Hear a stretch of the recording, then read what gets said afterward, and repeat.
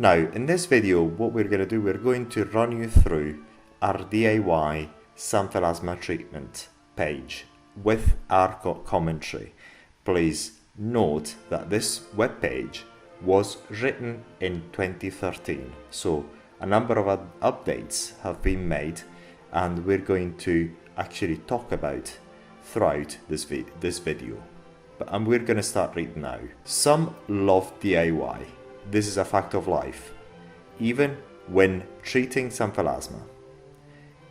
A few people do it despite the warnings given by specialists.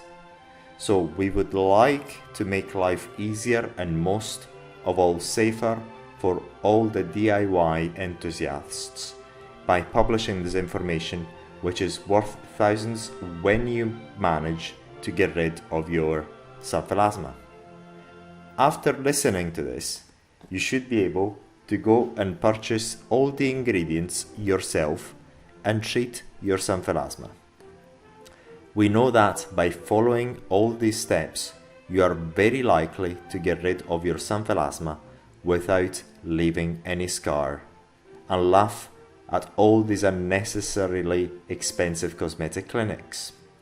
However, it is always recommended to seek specialist advice because all the effective treatments for Xanthelasma removal require ablation.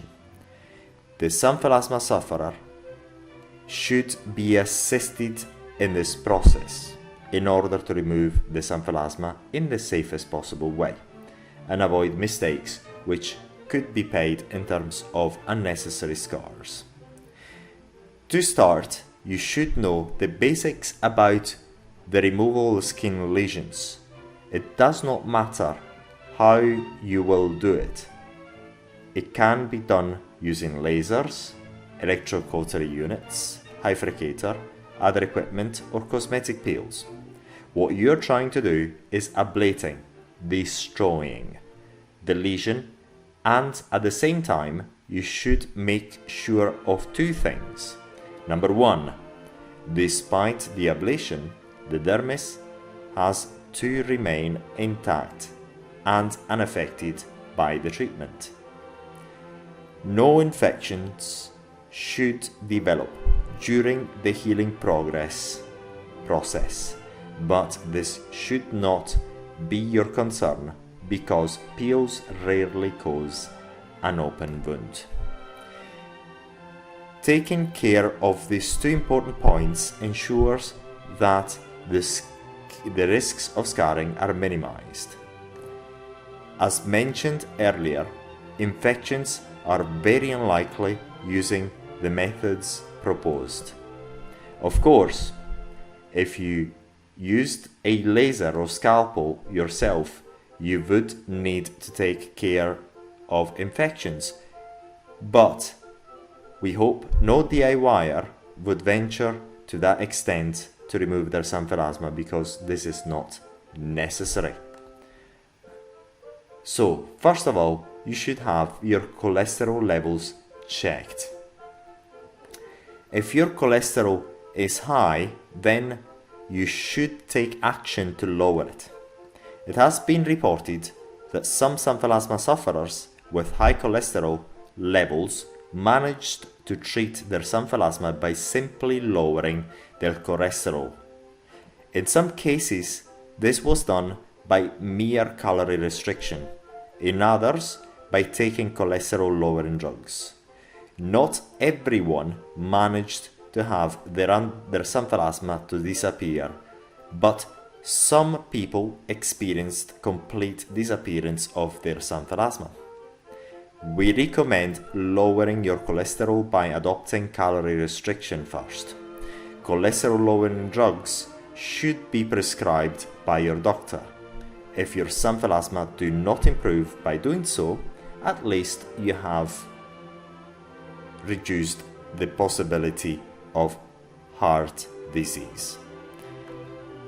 Some of the people having Xanthelasma have normal cholesterol levels. Therefore, lowering cholesterol is highly unlikely to work for everyone. Read more about Xanthelasma and high cholesterol levels. Now, the point here is a side note to this article. If you have xanthelasma, the first thing you can do, and you should do, is check your cholesterol levels and then seek ways to remove your xanthelasma. Now, the next method, which we're going to discuss, is not successful, but we're going to discuss it, and I'm going to read right now from our article, written in 2013. Try garlic xanthelasma treatment second. We would like to point DIY enthusiasts to garlic treatments first. This is because garlic is easily available and virtually harmless unless the garlic juice is in direct contact with the eyes. Please note that throughout our experience of treating xanthelasma, we have not yet found the scientific proof of this treatment's efficacy. However, people keep asking about it. How to do it? All you are trying to accomplish is to have the garlic juice to be in direct contact with your xanthelasma for 10 to 15 minutes, once or twice a week. So peel the garlic and crush it to make a fragrant juice. Then you can apply the juice onto your xanthelasma using a small handkerchief for 10 to 15 minutes or more. Make sure that you will never allow the juice to get into your eyes, because this could potentially damage your vision permanently. So be careful. In case of contact with the eyes, rinse generously with tap water. Remember, what is natural might not be completely harmless. Lemon, for example, is natural, but if the juice gets into your eyes, it could turn you blind. Read more about garlic treatment. After that, the area where you applied the garlic juice may redden and swell. When the skin returns to normal, you can repeat the process. Some people reported that the xanthelasma progressively faded after each treatment. Some others, like us, reported no improvement whatsoever. Unfortunately, there are no studies to back any claims concerning garlic efficacy in the treatment of xanthelasma, and no sources could be independently verified as yet. Said that garlic for xanthelasma treatment is worth at least a try. Now, this is my side note in 2019. The side note made by the author Andreas Russo. The side note is, still, garlic is unproven for xanthelasma removal, but it is worth a try. The reason for us to mention it is because we found many blogs at the time in 2013 discussing this possibility. Therefore, we included it in the DIY section. So we deem at least a try if you want to give it a try. After all, remember, garlic is inexpensive and you can get it everywhere you want from any supermarket. Why not try it? Now, the following will actually work. I'm going to read first and then we're going to discuss. Specialized peels. The use of very specialized cosmetic peels to chemically ablate xanthelasma has been used for many years, and it does work. It will work because this is science. There are many research papers where scientists and researchers have used peels to remove xanthelasma. You can find the links as you read on this webpage. Remember what we said about dermatological treatments of skin lesions. In order to stay away from leaving any scars, we have to leave the dermis unaffected. Trichloroacetic acid has been used in clinics for a long time to successfully ablate and remove xanthelasma. There are many research papers that back up the use of this type of acids for effective removal of xanthelasma. Glycolic acid is another useful peel for successful xanthelasma treatment and removal. Also, many other cosmetic peels are very effective in the treatment of xanthelasma. In a cosmetic clinic, the dermatologist will select the best peel based on the type of xanthelasma and skin type. Not only has this type of treatment been used in many clinics for years, but also numerous research papers have confirmed the effectiveness of cosmetic peels to treat and remove xanthelasma. The results are repeatable and consistent. In order to ablate the xanthelasma within a useful time frame, strong acids concentrations are used for the treatment. The normal concentrations in cosmetic peels, creams are not aggressive enough to ablate the xanthelasma quickly enough. In science, we find the cause of the desired effects. In order to reproduce the effect, we have to reproduce the cause that produced it. In other words, given that this treatment is effective in clinics, it is also effective in your own place if you use the same principles used in the clinics. So, what is used in the clinics? In cosmetic clinics, TCA and other peels are preferred options for treating xanthelasma. After all we are doing is ablation, remember? This can be done in many different ways, using acids, lasers, and so on. Also remember that we do not want to leave scarring at the end of the treatment. In order to avoid scarring, we have to leave the dermis unaffected. Now, the only problem we have is that the acid used to ablate xanthelasma have to be in concentrations between 50 and 95% to be effective. These acids are potent ablators, and the wrong acid type or the wrong concentration for your xanthelasma or skin type could potentially affect the dermis. Also, using highly fluid solution could be dangerous to your eyes. So, if you are determined to be doing it yourself and you are determined not to seek specialist advice, you could be placing your skin and your eyes under unnecessary risk. Although you can purchase acids cheaply from the internet, we strongly recommend you consult a specialist first. Within the price of the Xanth Remover, we help you by providing the best gel formulation for your xanthelasma and skin type. Although also included in the Xanth Remover price, you have our professional service.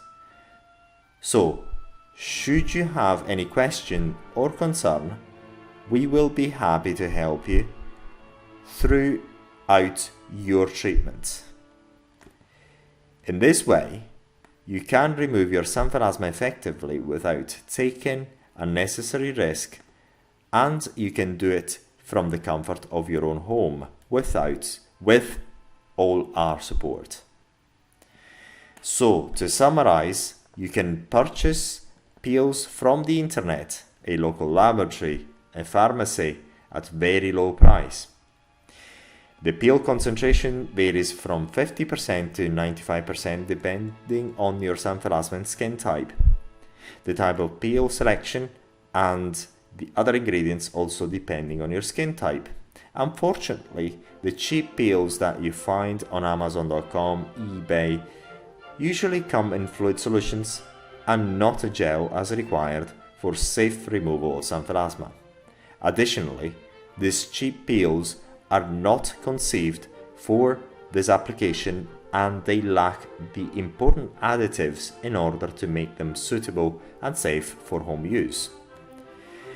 What type of peels should you use? This depends on your skin type, your age, and type of Xanthelasma. You can choose TCA, glycolic acid, mandelic acid, pyruvic acid, etc. If you use the wrong formulation, your skin on your eyelids and around your eyes could have permanent scars. What concentration should you use? Again, this depends on your skin type, your age, type of Xanthelasma. If you use the wrong concentration, you can easily scar your skin on your eyelids and around your eyes.